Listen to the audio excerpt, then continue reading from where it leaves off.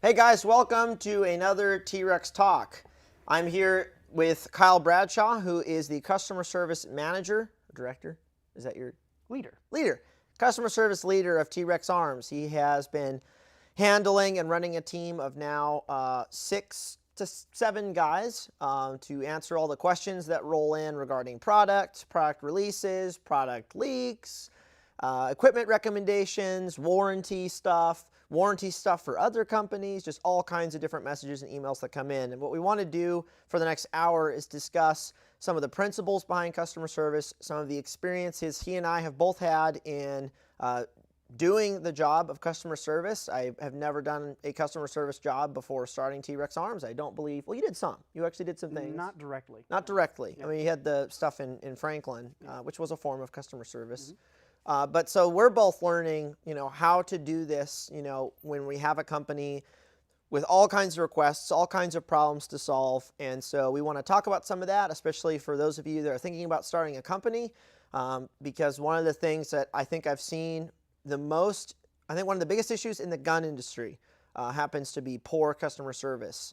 And I'm saying that as a consumer. I'm not saying that as a gun influencer who gets, offered free stuff, whatever. No, as a regular consumer who goes to companies and buys product, because I do that pretty much every week. I deal with different companies and buy stuff from them. I have had all kinds of horrible customer service just experiences, and usually it's just not getting a response is the worst customer service issue you really can have. Actually, no, I take that back. The worst is you send a slide or a gun to someone and then you never get it back and you never get a response. That's actually worse because you're out, lots of money, your thing, and you don't know what's going on. So I've witnessed and I've been on the short end of the stick in all of those. And from the beginning, that was one of the things that I wanted to be different about T.Rex Arms, have a very different approach to customer service. A lot of people, and Kyle's going to talk about it later, have a sort of a poor grasp of what customer service is or what it should look like. A lot of people think it's a call center in India, or you're getting transferred between 6 different managers to get an answer. And that was something we wanted to avoid entirely and try to have it be, you get your answer with the first guy that you talk to. You get an answer right away. So the history of T.Rex Arms, we'll cover that, and then we'll get into what Kyle's been doing and what he's kind of been working on. And we are going to take some questions. I'll look at my phone, and you guys will get upset because I'm looking at my phone, but we are going to look at some questions and answer those if you guys have some customer service specific management company type stuff. But the way it started out, I started the company with an iPod Touch. I had access to a computer, kind of, but I was doing a lot of it on my iPod Touch. I was making all the holsters, shipping all the holsters. I was doing the whole 9 yards on my own. And what I would do, and I started doing CS on eBay, actually, when I was selling products on eBay, but I wanted to respond to people like as soon as possible, regardless when they wrote. So I remember I would be in bed on my iPod Touch, and I would get an email on a product, or I would get an eBay message like, can you make a whatever? And I was like, yes, I got one. I'm going to write to it. Now, back then, I wasn't getting so many messages that had bogged me down, but I wanted to get back to people like as soon as possible because that's what I wanted as a customer. Like nowadays, it kind of sucks when I write to a company. Like there was a company recently I wrote to about I was asking if their riser plate, like their Picatinny thing, would float over my crank iron sights because I actually wanted to add that to the front of my rail, have it go over the crank sights, and put a red dot on top. I wrote to them and I was like, I'm not going to get a response. It's a weird question. It is about one of their products. I'm just counting on not getting a response. And they actually did respond to me 3 days later, and I was like, all right, that's cool. But they didn't really have an answer. They were like, we've never tested it. We're not going to measure it, whatever. I did get a response, so props to them to at least responding to me. I didn't really get an answer to my question, whatever. But nowadays, when I write to a company, I just expect I'm not going to get a response. I'm not going to get anything because I've just had that experience with people far too much. So when I started the company, I wanted to respond to people when they ask me things, even if it's something that I don't offer, something that maybe I don't have the best answer on, and that maybe I can send them somewhere else to another company that makes a similar product, to a company that makes a competitive product. And I remember there was one Christmas, I think it was 2014, I was writing emails to people on Christmas Day, and one of them wrote back and said, bro, it's Christmas, like spend time with family, you don't need to write back to me. So I was like, oh, well, I enjoy what I do, and I'm going to keep writing emails on Christmas.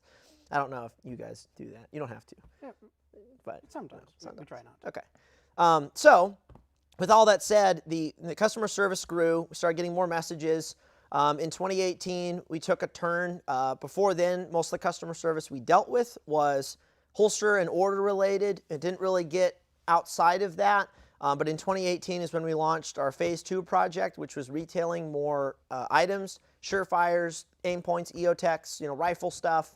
I was publishing a lot more rifle content, and so people were way more interested in that stuff than just the holsters. So our CS workload probably tripled as far as or more as far as what kinds of questions people could ask. And so from then on, the goal has been and was with phase 2, that was kind of the purpose behind it, is we're going to help customers on basically as much as we can know about, and we're going to answer as many questions that we can, of products or of things that we don't even offer. So if someone writes us a question about night vision, we try to answer it to the best of our ability. We don't just let it fall to the wayside because we don't stand to profit off of that email because we don't sell a product. We answer the question regardless of what it is. Well, even if we try. We try. Sometimes, if you ask what shoes I wear, yeah, you may not get a response. Sorry, tough luck. Or, and there's what pants. And there's some stuff that we're not equipped to We may not answer. have the answer to. But we do our best. I mean, I've spent hours researching some random product, trying to find an answer. But if all else fails, we sometimes even reach out to those companies directly, our contacts at those companies, to find out. Try and get an answer for the customer. But again, sometimes even that doesn't work, and we just have to say your best bet is to check with the company. Or the question is so far out there, there is no answer. Or it's vague. I don't know how many times. How many times do you get a CS email where you don't really know what the question is? It's just kind of all over, and then you have to write and be like, do you mean this thing here? That's every day, but that's a part of the job. It's not that bad. Kind of deciphering what the person's saying. Yeah. So after phase 2, we started embarking in answering more types of questions and getting involved in more stuff. And then you came on board because you started on holsters, making holsters. So he started as a production guy and then moved into customer service. So he has some background on how stuff really goes on here, which is great. When was it that you started doing the CS stuff? Was it CS stuff? That would have been, I guess, early 2019. So okay. Early last year. Yep, and that was just you at the time. And I know there were a couple guys that helped here and there, but it was primarily you. And then from there, over the course of 2 years, you now have gone to managing 6 to 7 people, which is where you're at right now. So I have all sorts of questions, which I also, we talk a lot, and so I ask him questions about, what's going on. So these are questions that I'm not asking for your sake, I'm also asking for mine. What is probably what are some of the biggest things that you have learned taking a customer service management role, or not just a management role, but just doing the task of it, writing the emails and the messages yourself? What are some of the biggest things that you've learned in that process from the beginning, sort of a chronological history? What have I learned while doing it? Or experiences that you've had, that were surprising or different? Honestly, nothing's been that surprising just because it's been so much of what I've done in the past. So I've never had an official customer service position. Right. But I have had multiple businesses, and all of, if you own a business, you have a customer-facing aspect to that. So in everything that I've done in the past, it's always been trying to please the customer in some degree across various different industries. Right. So what I've been able to do is take what I've learned previously with other businesses and then apply that in a new way in this position at the same time as growing and defining the position and making it more more efficient, getting the reply time to customers down. I guess the unique thing about this position is it is all done remotely. Everything else I've done there's been some face-to-face aspect to that. You see the customer. So learning how to provide the same quality of service face-to-face over email has been probably the biggest learning curve. And it's not that difficult, if you can write. Yeah, that's a big one. And if you know how to put thoughts on paper or type and translate your thoughts into an email, it's not that difficult. Now, would you say this is something we talk about? We get some unique customer service emails from people, like putting the gun into the holster upside down or backwards, and they ask and they say, hey, the holster's flawed. So one of the skills that Kyle possesses and your team possesses is knowing how to respond to people in a way that they don't seem dumb. Well, So how do you do that? so I like to define myself as not a gun guy, first off. Right. Before coming to T.Rex, I was not really into guns. I've owned guns, I've shot guns my entire life. So I'm familiar with them. I'm not naturally a gun guy. Right. The only reason I know stuff about guns is because people ask me questions and I have to find the answers. He's done a lot of research, more than probably all of us. So that's my starting point. Right. Which helps if I'm For perspective. if I'm answering a question about, you sent me a left-handed holster instead of a right-handed holster, and they send me a picture and the gun is literally in the holster backwards.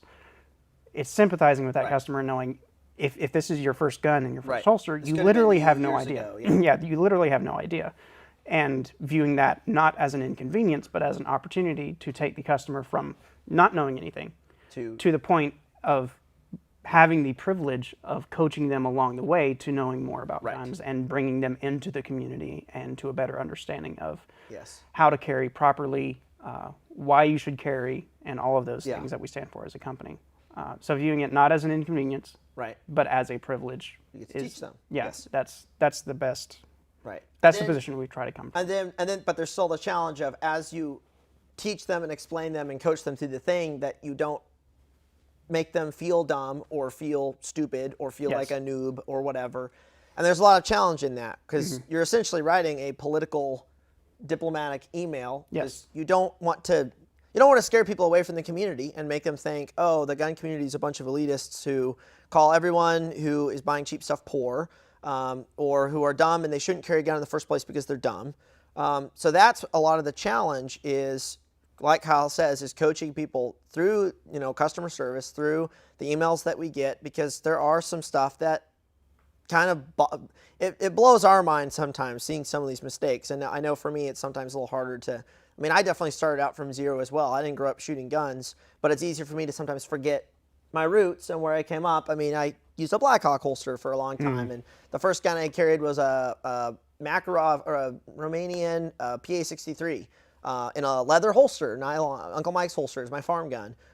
So I've started from over there too. I sometimes forget that when I see questions and stuff, and I'm like, ugh, like, how are you getting to that conclusion? But Kyle is far better at that than I am at talking to that person and then coaching them through that.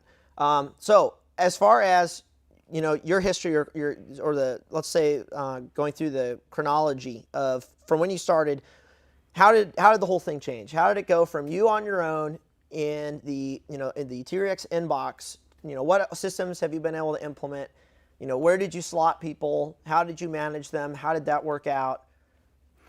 How did that go? It's been 2 years. So it started out, I'll start a little bit earlier. So when I started with T.Rex, I was on the production line. And at that point, you were doing most of the CS. We had one other guy that would come in once a week to deal with returns and warranties and that kind of thing.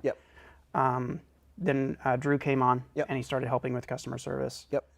And then I took over from Drew.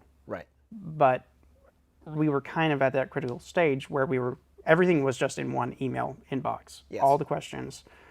So I had to build the systems of working within that system labels with two people. All that stuff, And then Drew started doing more of the marketing stuff, and then it was just me in the inbox for about 2 months, which was nice because no one else was answering emails and we weren't stepping on each other's toes.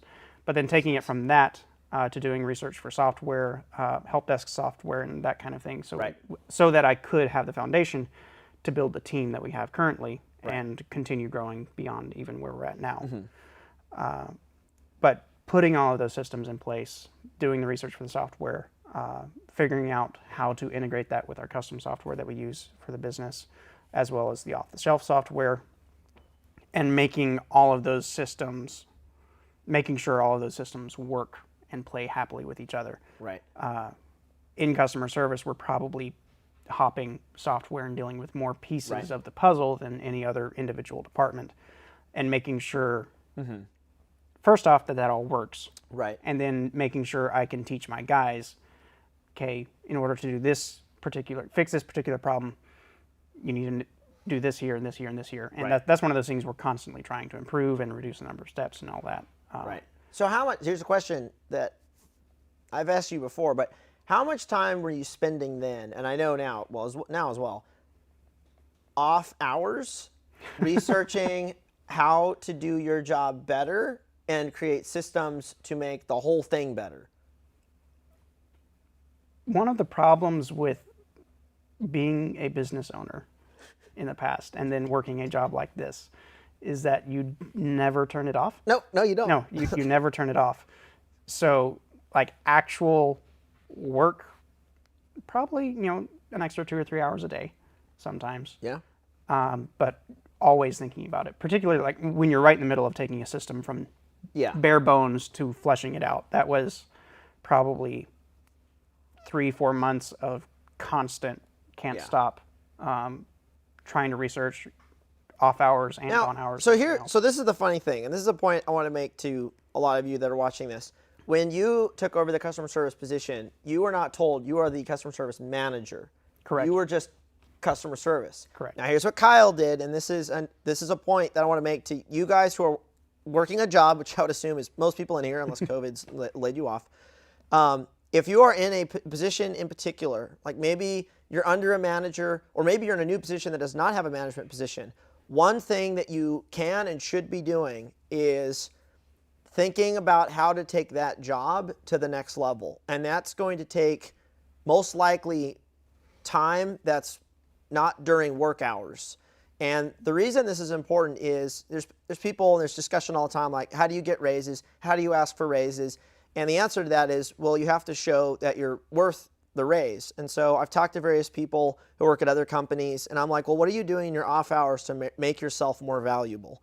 Like, how are you developing the systems there at the company that you're at? And that's something that Kyle has done from way back then. We didn't tell him he was the manager of customer service. He just was like, I'm probably going to be the manager of customer service. What can I do to study this position? So he did a lot of study in his own time. I didn't tell him to do that. We didn't tell him to do that. He just went and took initiative and did it. And he's constantly telling me, like, I was listening to this podcast, I was reading this book. You have all this forbidden knowledge somewhere. I don't know how. And called being a nerd. Of all sorts of like other customer service experiences with other companies and stuff. But the cool thing about Kyle is he's doing that in his off hours, like his not work, here at the shop, like, oh, I'm going to take, he's doing it at home. He's doing it out and about. He's doing it driving to and from work. And that's something that a lot of people need to be thinking about doing, is making yourself more valuable at the place that you are working, or just in general, if you own a business. I mean, that's a big deal. Like what I have to be doing and what I need to be doing more of this year and especially next year is studying how to be a more effective CEO, which is completely separate than what I do with shooting. I mean, it's high standards in the CEO stuff, just like I need high standards in shooting and instruction.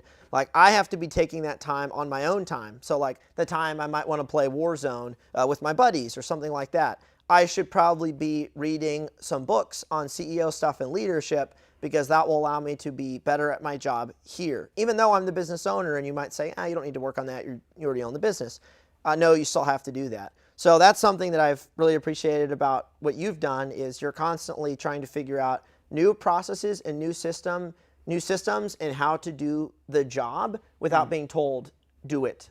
Like you are coming up with it. And developing a vision, not just how to do X job, correct, but a vision for the future. Yes. So Isaac, I don't know if you heard him off camera, but also developing the vision for what CS needs to be and what sort of the standards are behind that. And I remember we had discussions about that early on when you first started. I was like, yeah, these are the kinds of emails we do. We respond to these as much as possible. If you have a gun question, ask me, or a night vision question, ask me.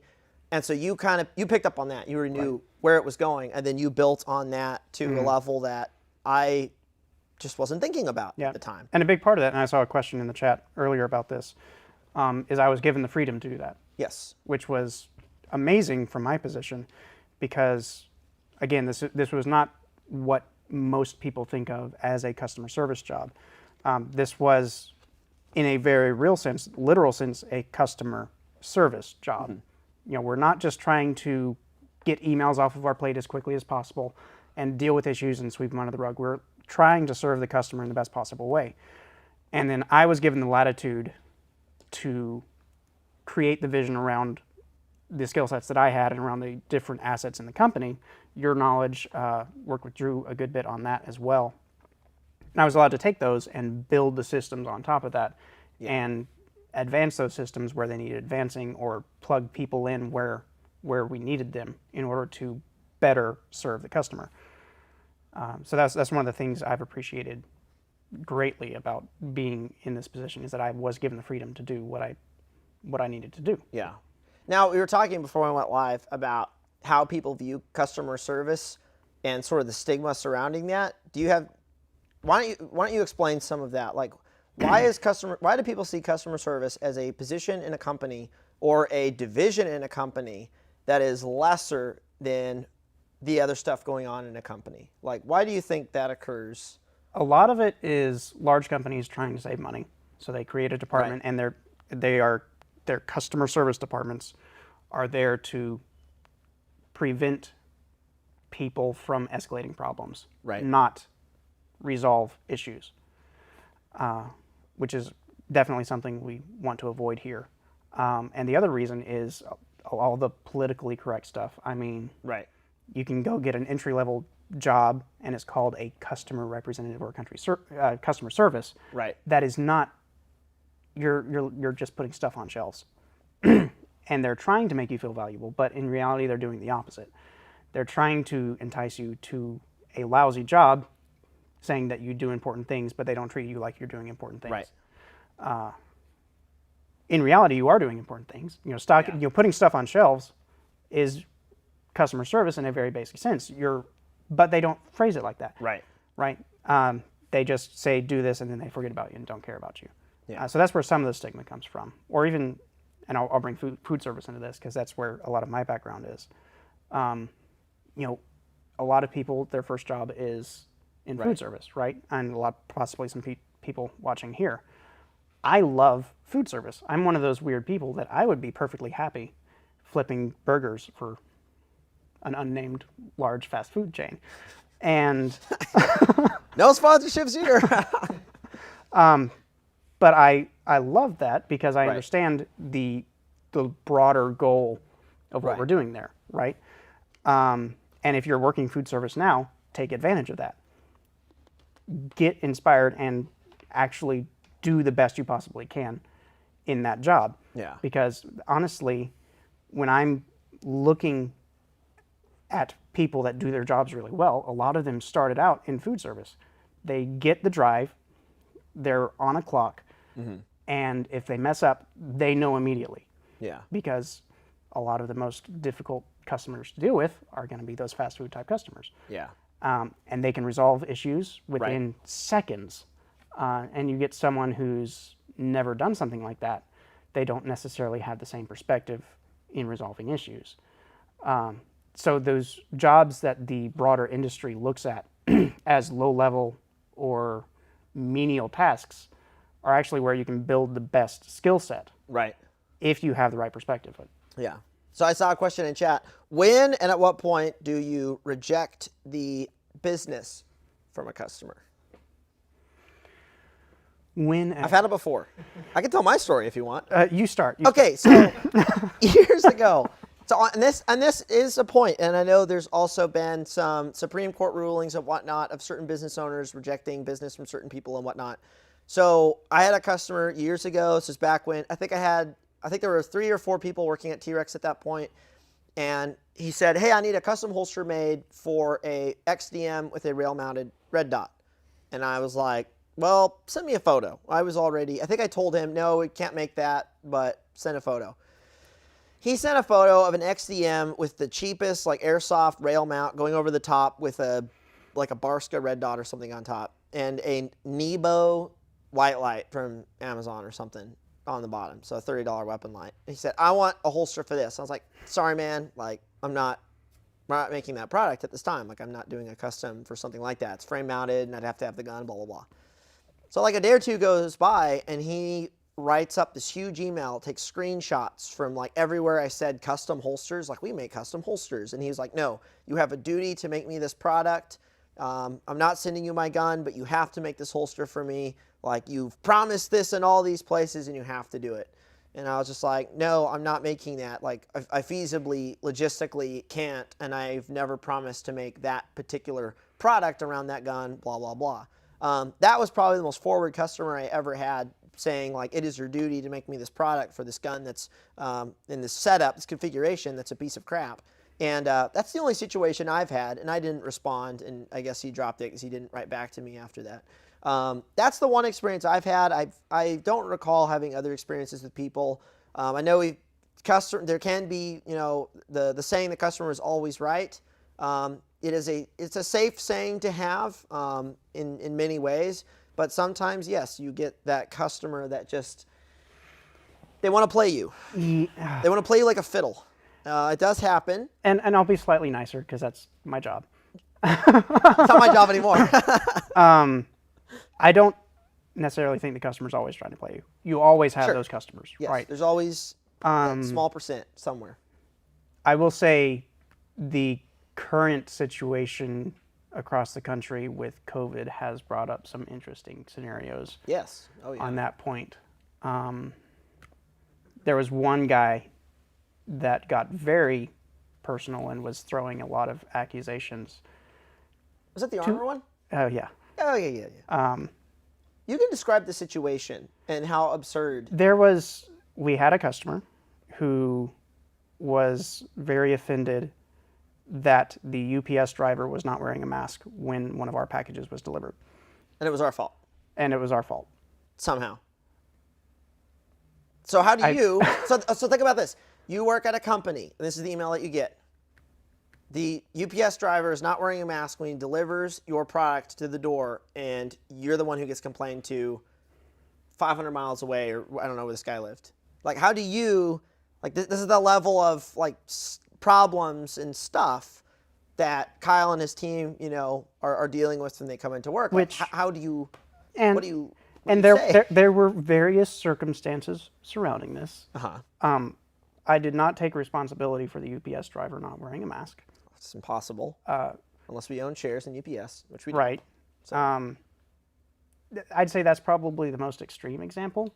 And that I was much nicer than I probably should have been, and that whole conversation lasted about 2 weeks. What? Holy cow. Peer-reviewed studies about masks? No, I did not go there. Holy cow. Yeah, 2 weeks. It was That is about 2 nice. weeks That's a lot to get nicer that than me. I resolved. would have been Yeah. like, I'm not the owner of UPS. I'm not responsible for the drivers. Over the course of it, we lost a customer. Oh, you returned them? He didn't return them, but he's never coming back. Oh, well, that's true. Which, Actually, again, I'm kind of as surprised as you a as the didn't try to filthy return. capitalist that I am, that's totally fine.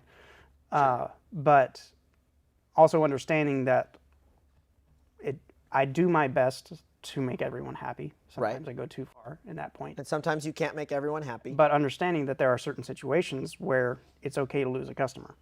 Right. And in some cases, we may not want business from certain customers. Yeah, it's okay to lose a customer if I've done everything I can to resolve the situation. It's not your fault. If I've gone the extra mile and there's no reconciling the situation, I'm fine with that. You have to agree to disagree. Yeah. It's just how it is. Yeah. So it does occasionally happen. Occasionally we get some people that, and I would say, now then this is very interesting. I've seen this on Instagram at least, and I've got various theories to this, and maybe you've seen it. You've been doing customer service now for 2 years. I've been seeing comments and DMs on Instagram now for 7. I personally believe that to some extent, this is a broader conversation, but I do think it's something that's worth talking about or researching or thinking about. I do feel like customers' expectations or willingness to DIY or willingness to be understanding about products has in some cases gone down over the past 7 years. And I don't want to say people are dumber, that's the easier way of saying it, but I think culturally some of this stuff has taken a downturn. Like the questions that I get now about products versus 7 years ago are a little different. Now culturally some of them are different. Like I remember back when I started, we had a lot of questions about sweat guards. I don't think we get it as much anymore. Not really, no. Because people aren't talking about sweat guards as much as they used to.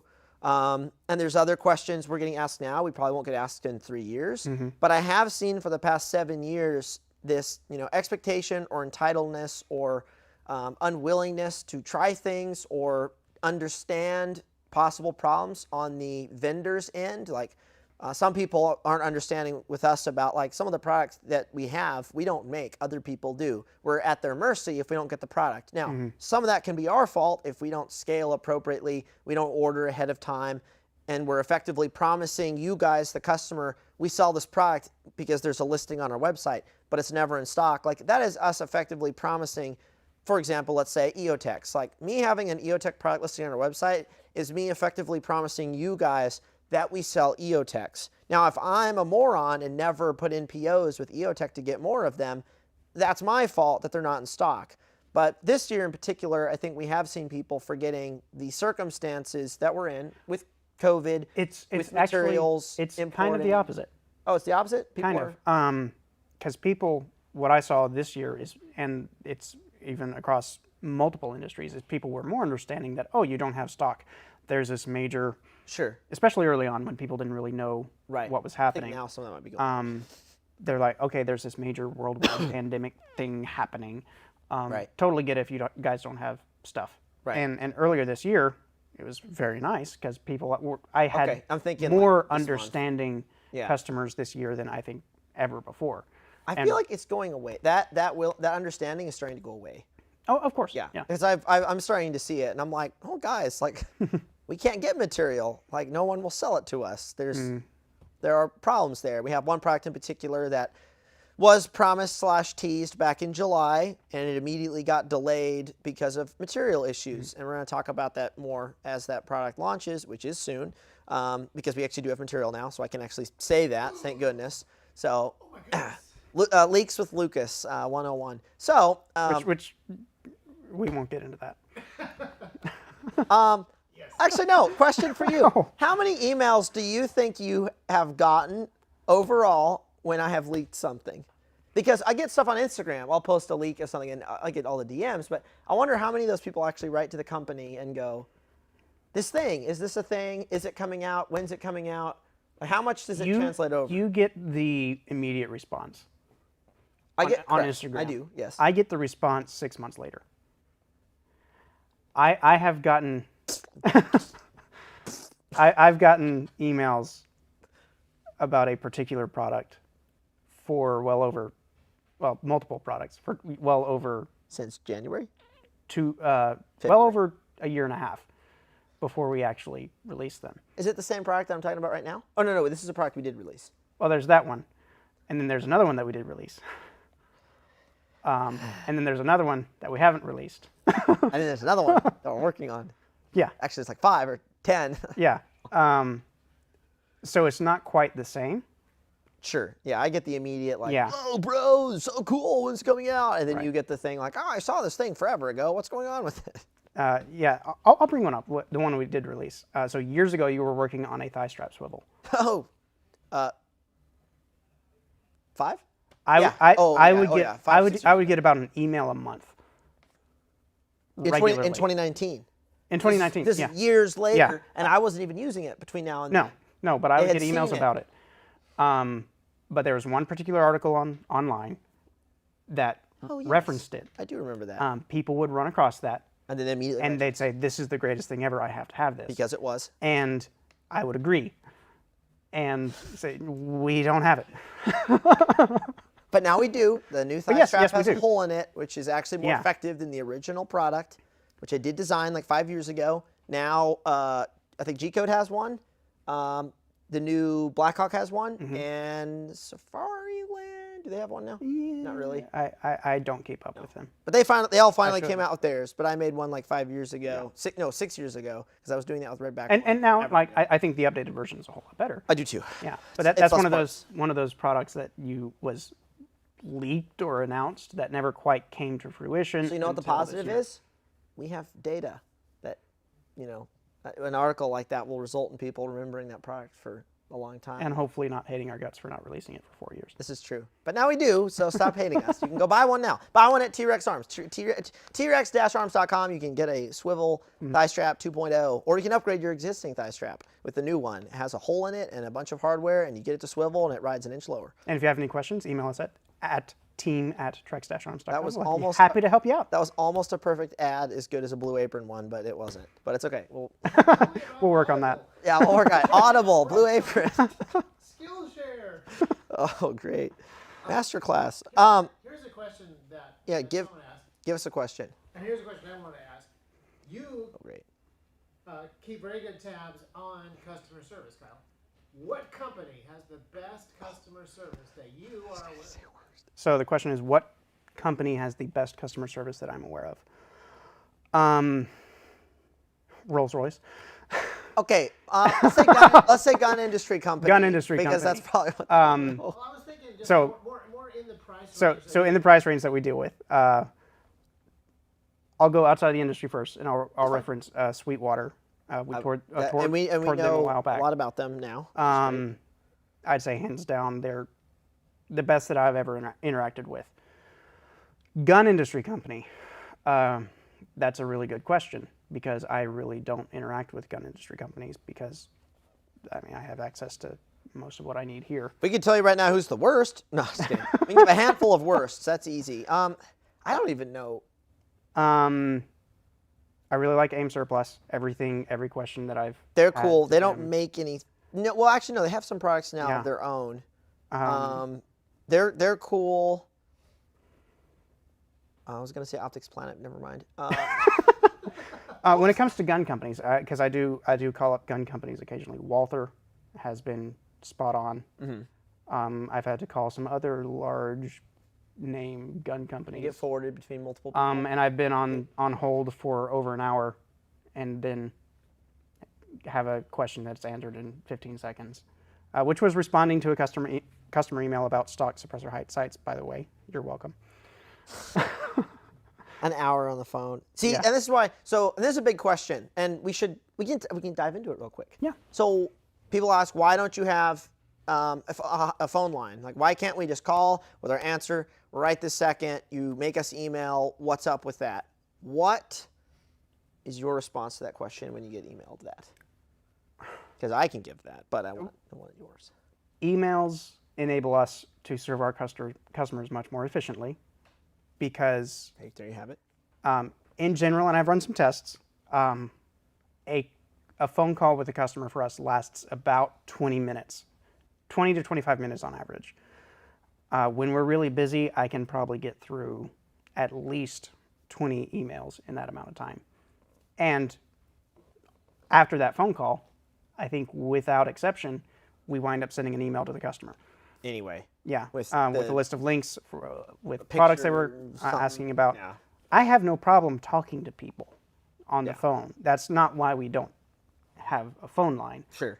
It's because we can serve more people and give them a better quality of service by handling it through email. Yep. It's true. We're a web-based company, which means store. I need to send you a link to a product so that you can buy it. Or I can put a table of measurements into the email so that you have all that information that Sometimes you it's can reference back complicated. to. I mean, even gun compatibility questions. Oh yeah. SIGs. SIGs. SIGs. SIGs. 226 Elite Tango down. Well, there's 226 Legion. 226 versus 226 Combat versus Mark I know, 25 I know. versus P220 versus P229 railed non-railed versus P228 and all of these things. It's I mean the spreadsheets. P227? There is. Of course there is.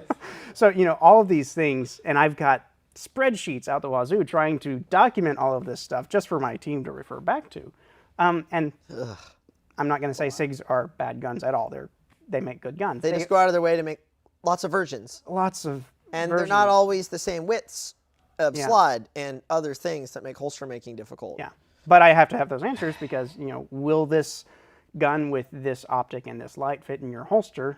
And at that point, email is also better because the customer can send me an email with a picture of exactly the setup they have. Versus like a FaceTiming thing or Zoom or something Yeah. weird. Yeah. Though we will do video calls with Yep. customers sometimes. I've seen you guys do that. If we're helping them set up a holster or something like that. I've done video responses on Instagram before where, because when I handle CS, and I would say I try to be involved in CS. I do it primarily through my Instagram account, T.Rex Arms. I read all the DMs. I don't always respond to all of them. Some of them, there's no response needed. They're just like, hey, brother, agree, and I don't have to respond to that. Thumbs up, American Yeah, flag. if you have questions on Instagram, hit up the customer service. They all have Instagram accounts. Yes. Send us a DM. Don't ask me about holster stuff, but I do get He doesn't know. I also don't know usually most of the stuff. But I do get questions from people about like certain rifle optics or night vision, stuff like that. It's a little more specific, or training questions. I try to answer those as best as I can. What I've found to actually be more efficient, and I prefer it, is my Instagram lives that I'll do. I don't do as many as I used to. I now do like 2 a week or so, and I take questions right there, and I hammer through in the course of an hour quite a few questions and explain things. I still write DMs. It is a little trickier, but I like my goal, regardless of how big T.Rex gets. We have a lot of different goals, here at the company. But my goal is I'll always have a direct line of communication and personal touch, basically, with the community and people in the community. So I'm not going to turn into this desk CEO that, you never see, never, can talk to. And yeah, I don't respond to every DM now, and that was a weird thing. Starting more this year, I was not being able to write to all of them a little bit last year. But being able to do the lives like this and see comments and see what you guys are thinking about, what you're asking, to answering questions directly on there. I also have done Twitch streams and played video games, and I answer lots of questions there. But always having some line of communication to you guys, the community. And I know that's Isaac's goal as well, here at the company, and some of the other guys, and Kyle and CS. Regardless of how big the CS department gets, 10, 12, whatever, however many people next year, he'll still be answering emails and calls and talking to his guys, and will always have some form of connection to you guys, the community. And that's something I just have not seen from other gun industry companies. The biggest problem that I've seen, I'll talk about this real quick, and I'm glad I didn't fall into it quite as much. When a guy starts a company, let's say a designer, a gear designer, he usually likes to focus on designing the gear and selling it. He doesn't want to focus on the things that go into supporting that. So customer service, marketing, photography, all that stuff. I wanted to have a hand in all of it. And sometimes I wanted to have too much of a hand in all of it. I wanted to micromanage each aspect. You know what I'm talking about. I didn't say anything. Yeah, well, he smiled. You know what I was talking about. So that's been my problem, but I've actually seen it be in some ways also a problem. I wouldn't say worse, but when you have a company that creates a cool product and the dude behind it is just focused on the product, or maybe designing the next thing, and he's not willing to talk to customers, take their questions, give them good CS, have good warranty, and that will eventually kill the company. That will eventually kill the brand. There's various companies that we've had to deal with where this has been an issue. We know quite a bit more about companies and how they function now than we did years ago, because we're big vendors for a lot of them. We call them up on the phone. You guys have a phone call tomorrow with one of our vendors, and you're asking some hard questions about how they're running their business, because that ultimately affects us. How certain companies do their own CS, or they do their own warranty, because then you guys, if you have a problem with their product you buy from us, but their warranty sucks, well, we're kind of responsible for selling that product to you. So then maybe we have to warranty it. So that's something that we have to do, because our goal ultimately is to serve the community and our customers the best. Now, normally customer service, when you read about it in business books and financing and whatnot, customer service is argued as a good thing because it brings in more money, and that's where a lot of focus is, more efficient customer service, or call centers because they're cheaper and we're going to have more profit margin, less overhead. That's not how we view customer service. We view customer service as trying to help you guys. If it costs the company more money 1 year to do it because we're hiring more people to answer questions that don't, ultimately generate revenue, that's fine with me. The goal is to help you guys regardless of the customer service department bringing in money or, lifelong customers. That stuff's cool. It's a great, bonus, that can occur. But that's not the priority, at all. Our goal is to serve you guys the best, whether it's through a video chat with you directly to one of the guys, the customer service manager, or, sending something out, getting something back, or whatever. Yeah. And probably 20 to 25% of the tickets that we deal with are actually not directly related to the products that we sell. How many? 20 to 25%. Okay, yeah. That's a lot. I would say most companies wouldn't even respond. They just wouldn't touch it. And I would say a lot of companies don't even respond to the ones that are about their product. Yeah. If it's, it will take us longer to get back to you if it's we may not prioritize it as much. either because we're doing research trying to find an answer to it, or An hour-long because phone call with an undisclosed firearms company. yeah, or because we're trying to deal with the more urgent issues, questions about the order that was placed this morning or things like that. That's first responsibility is people who have already given us money, expecting service, responsibility to them first. Yeah, I think that's fair. I think so too. I don't know. You guys can decide that. Like, is it fair to for our existing customers to take responsibility? Like, priority? But we do try to get back to everyone that contacts us, even if it's simply saying, we don't know. Yeah, like I walked by there because I was filming a thing this morning. I walked by there, and one of the guys, Ezra, who some of you all may have talked to before, said, hey, I got a question from a customer. I run by CS pretty often and answer questions for them that are a little more specific, usually night vision related. And it was a customer asking RNVGs versus DTNVGs. So I gave him my 2 cents. And then another guy was asking about helmets. I need a bump/ballistic. He was a firefighter between 2 different companies. And for that one, I was just like, honestly, either's going to serve him well. If he's on a budget, this one's better. So just tell him that. Like, there's no definitive answer in that situation, but we're giving him peace of mind that both companies are good per our experiences. He's still going to have to make the decision which to buy. I mean, we're not making the decision for him. But I walk by there, answer questions like that, and yeah, we don't sell those products, but we're going to help people as much as we can on those. There's also been some where I've walked by and it's like, do you know this thing? I'm like, nah, I don't, but you might be able to find the answer this way, or maybe you can tell him to go over here. I saw a lot of people suggesting companies that are great at CS and bad. And that's the thing. Like, you guys are going to have a pretty good grasp of it because you all are consumers, which is another great point to make.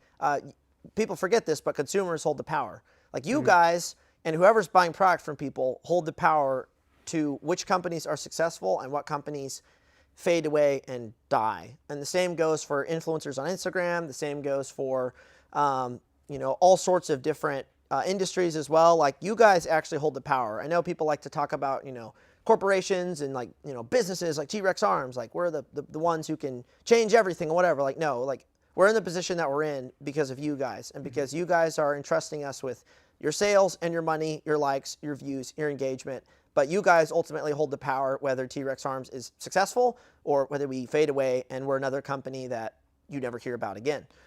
So you guys get to have the experiences, dealing with companies that have good customer service, bad customer service. I am interested. You guys can say in the chat if you want.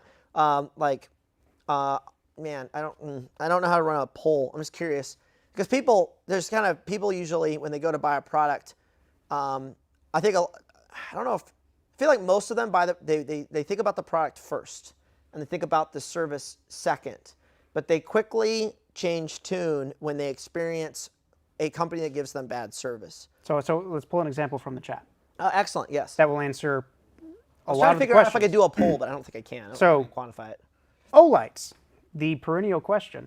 Oh, great. The YouTube question. The YouTube question. The constant question. Will you make holsters for Olights? We've tested Olights, and we've tested their customer service.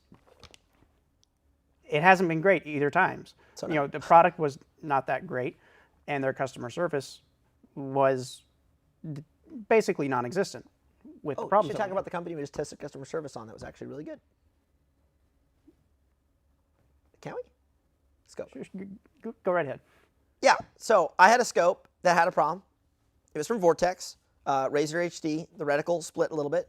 And I said, hey, Kyle, let's send this back. Not via T.Rex, not via me. I don't want special treatment, privilege, whatever. So Kyle sent it, I think, from your house and your address and everything. They got us back a fixed one within a week and a half. Yeah. 2 weeks. And the funny thing was, this was the crazy thing. I had painted mine green, so I wasn't sure, like, are they just going to send me a brand new one? No, they fixed it and sent me back mine that was already painted green, which I preferred. Now, some people might be like, I wanted a new one after that, whatever. Their service was great. So that's something that we are doing pretty often is testing various companies in the industry, not via T.Rex Arms addresses, not me doing it, because I know, like, I may get special treatment because of the position I'm in. In some cases I like that if I need a thing for testing, but I also don't like that because I don't have a good, don't have a realistic expectation of what you guys are getting. So we'll do stuff like that where one of the guys will send something in from their home address without T.Rex Arms on it or whatever. And some companies have been really solid at getting back, warranted items or responding. And then some companies, well, aren't. Well, the guys that work here, we're also consumers. Yeah. And we have our own experiences with other companies in the industry. Yeah. Because, we like guns and we like shooting, and we buy stuff that goes along with that. Of course, we always evaluate the company. Yeah. And there are some companies that may make a good product, but they don't necessarily have the service to back it up. Yeah. And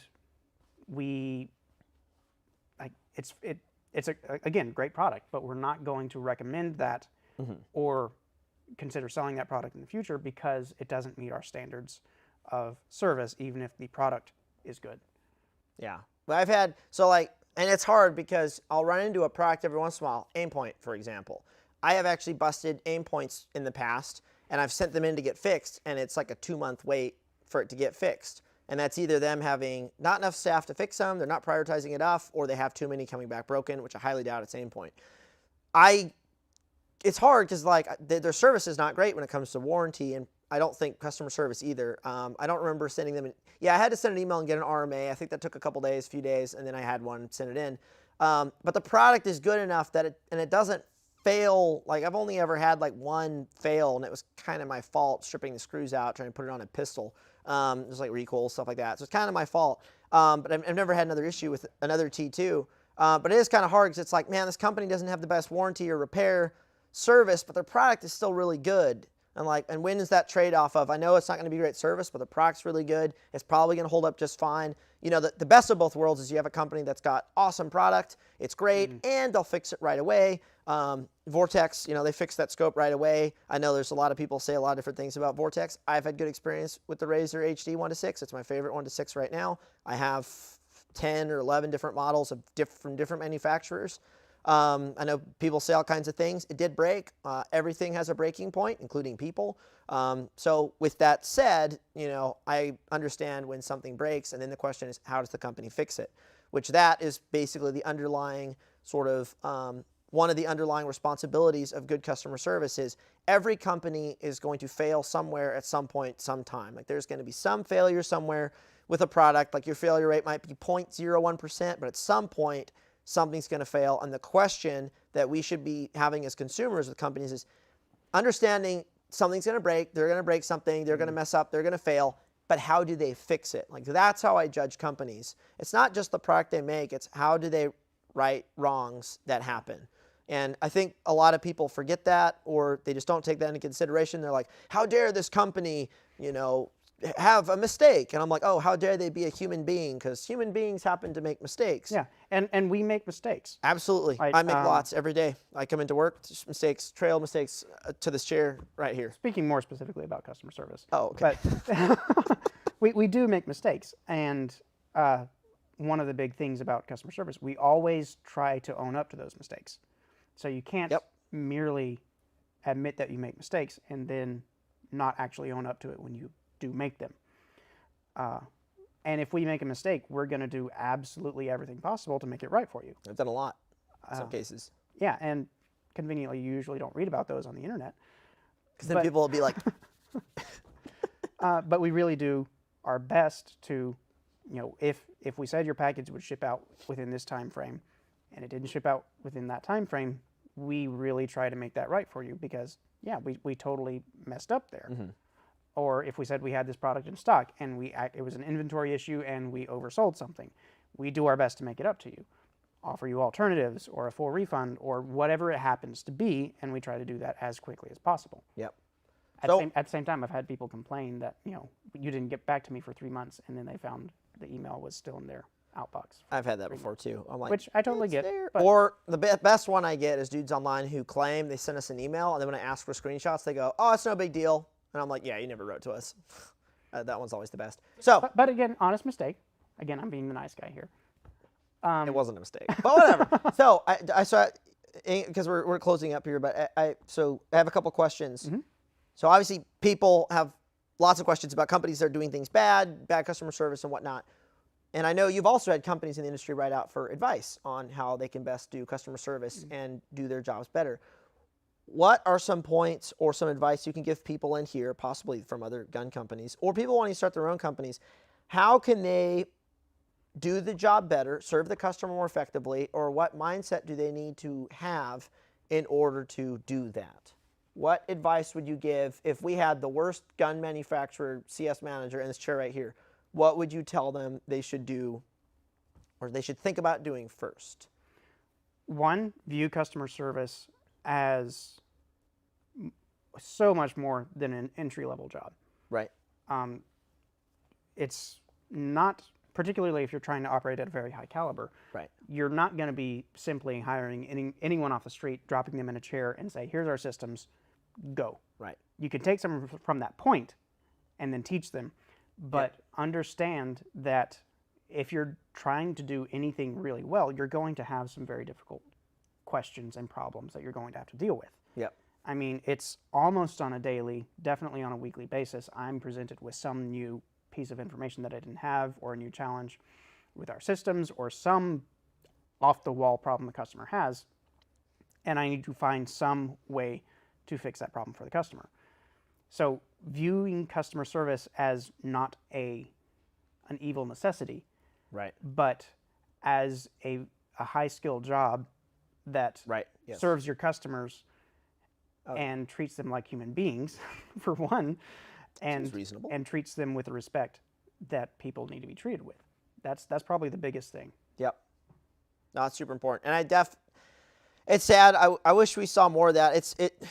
It's always disappointing when I see a company that has standards to here with their product, but backing it up is like down here. And I'm like, look, down here is acceptable, or at least I would say understandable if your product really sucks, like I'll understand that your customer service sucks too. Now, if your product sucked but your CS was awesome, like I'd be like, oh, that's also kind of sad, because like make a better product. It's a little sketchy But at that point. in the industry, for the most part, it's this up here, awesome company, makes a great firearm, a great optic, a great light, a great plate carrier, whatever, whiz bang gadget, laser thing, and the CS is down here and it's not matching, or their marketing doesn't match, or their content doesn't match.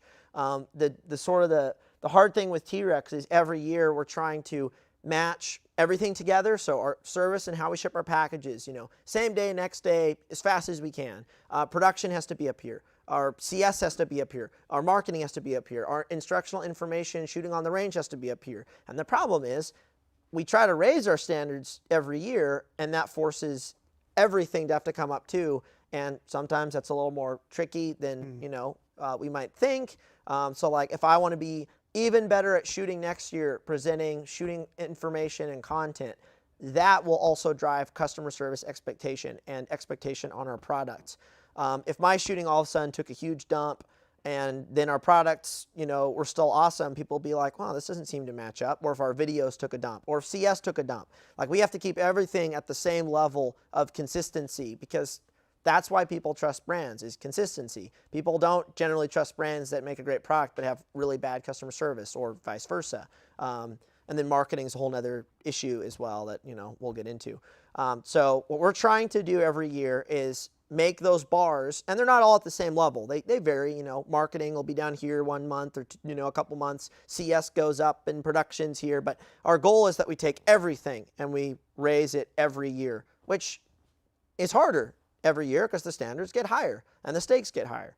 But I think that's how companies need to be seeing, customer service departments, their marketing departments, their production departments, their quality control departments. I know we had a big meeting on that this week, and raising our standards in our quality control stuff for other products that are coming in. I know Sweetwater, we actually went and toured their facility a couple months ago. That was your idea, I believe. Mm-hmm. Yeah. So again, an extracurricular idea that Kyle had. Hey, let's go tour this huge facility. They ship out, I won't say how many packages, I don't know if that's public knowledge, but over 10,000 packages. They ship a lot of packages out to customers. We got to walk the floor. We had a very in-depth tour. And but they're known for really good customer service. Mm-hmm. They have 500, 600 or something sales representatives, customer service reps is pretty much what they are. And they are at the top of the game. So we went out there, we took 10 people, all the managers, we checked it out for a day. But they're excelling in everything. But the really cool thing that they're doing actually is they're quality controlling other people's product and reboxing it and sending it on. Like that's the level they're working at. We're not quite there, although I'm trying. close. So that's the level that they're working at. And I honestly wish we saw more gun industry companies trying to match that level of service. I feel like the gun industry so many times is so behind like normal industries, like normal companies, like car manufacturing. The gun industry gets very caveman on stuff, marketing, CS, production, expectations on shipping, just all kinds of stuff, very caveman, even some of the larger companies. And it's kind of sad, but I think they've gotten away with it because nobody has risen to the top to force all of them to come up and go, oh my, there's now a company that's doing all this really great. We got to get up there. Everyone's kind of here and no one's leaping ahead in some of those areas, at least to my knowledge and in my opinion. So we'll see. Maybe we can change that. So I appreciate you guys tuning in and asking some questions. I know we didn't get to a whole lot of them. It was more just talking about CS in general, history of how we do things, some philosophy. But customer service, basically, if there's one point to take away from this live, don't take it for granted. Like Kyle said, it is not a bottom of the ladder job. In fact, I would argue it's possibly at the top. I mean, it's your direct interface to your customer, especially if you're a web-based company. Like the person that writes the email back, like literally that's the person they're talking to on the other side. It's your company. If you don't write back to people, you're a soulless, faceless company, which is what I call them when it's just a big juggernaut, Hulk, dead thing over here, no life anywhere, and you buy product from them, somehow get it, never talk to them, can't talk to them, lifeless Hulk. You don't want your company to be like that. And I think it's a great point that Kyle brought multiple times. Like, it's not a bottom of the rung ladder job. You need to view it up at the top and get qualified people to fill that position that will represent your brand, because they're essentially brand ambassadors. I'm sure you guys understand that analogy, but they literally are representing your brand when they have their name on the email that comes back to you with the service they are providing. So I think that's, if you're going to go away with one point, it's that one right there as you're starting your own company or possibly evaluating other companies you give your money to and who you support. So thanks for coming on. I'm sure they'll see you around more. Oh, newsletter. Sign up on the newsletter. Yeah. Yes. We have some... and you can reply directly to the newsletter, and it will come into our inbox, and we will do our best to reply back as quickly as possible. Which a lot of folks just say no reply, but you can actually reply to the newsletter every about email, that thing. Every email that we send out, to my knowledge, whether it be an order notification, payment notification, whatever it is, you can reply back, and my team will get that email. I didn't know about the order confirmation. Yeah, and we will get back with you. That's pretty impressive. All right, but yeah, get on the newsletter because there's some things. There's some turkeys in the oven. So yeah, I'll leave you guys with that. Sign up at the website. Don't leak anything. What? I said.